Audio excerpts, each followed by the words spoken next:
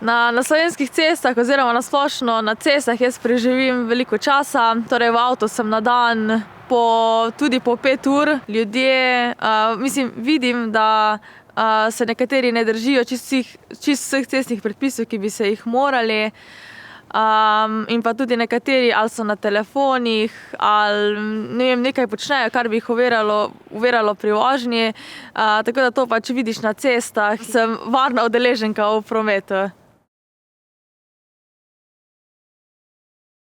In vem, da se lahko imam fajn tudi brez tega, da bi se pod vplivom alkohola usedla za volan. Če bi moj vinjen prijatelj hotel sesti za volan, mu tega definitivno ne bi pustila.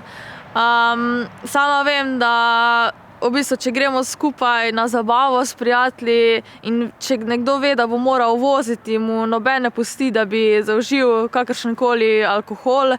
Tako da smo odgovorni in vozi seveda tisti, ki tisti dan oziroma tisti večer ni zaužil nič alkohola.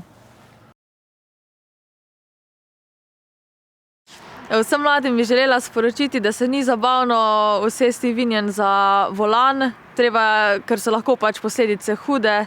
Tako da jaz vsem sporočam in želim povedati, da se lahko imaš tudi fajn, brez da se usedeš vinjen za volan.